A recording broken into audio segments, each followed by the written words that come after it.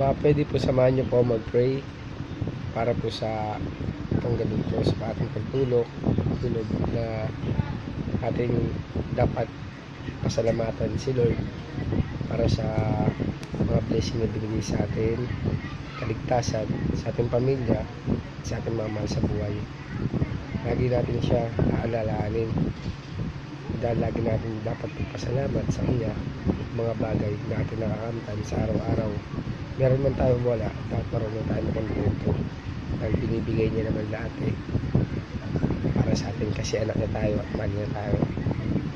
Pwede na po mag-umpisa mag-pray. Salamat po sa konting oras, diba?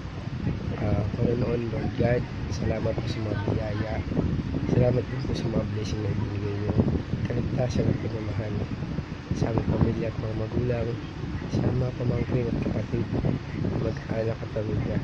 Salamat po dahil po lahat po kami ay kumpleto, lahat po kami ay walang sakit. Salamat po dahil po sa mga biyaya na ibinigay, sa mga kaligtasan. Salamat po sa paggabay sa araw-araw.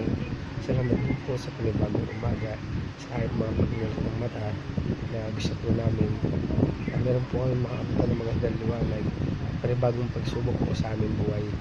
Alam po namin na wala po kang ibibigay na pagsubok na hindi po namin kaya. Alam ko po, kahit po binibigay yung mga ganung bagay, dahil alam niyo po na kaya po namin yun at kinakailangan din po ng inyong gabay sa araw-araw po, Panginoon. Panginoon, ganoon pa rin po ang pamilya at sa mga nakikinig po at mga po ng video na to. Salamat po sa mga biyaya at pagmamahal. Tumingi rin po ng taong Panginoon o sa aking mga nagawang kasalanan. Salamat po, Panginoon, dahil po nandiyan po kayo, hindi niyo po ako nababayaan.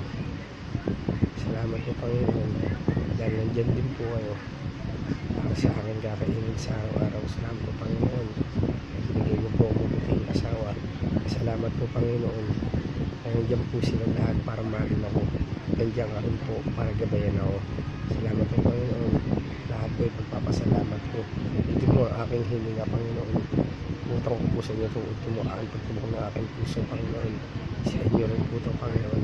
Salamat po. Amen. Sarap sa pakiramdam, lalo na kasi yung kasama mo, nakakausap mo siya, huminga ng tawad. Minsan natin ang ating mga puso na sana po pasok natin minsan sikat sa buhay natin. At minsan po isipin po natin ang mga pagkakamali natin. Hindi naman po tayo perfecto lahat, pero kailangan po natin sikat sa buhay natin. Salamat po sa oras at pakikinig. Salamat po guys sa lahat.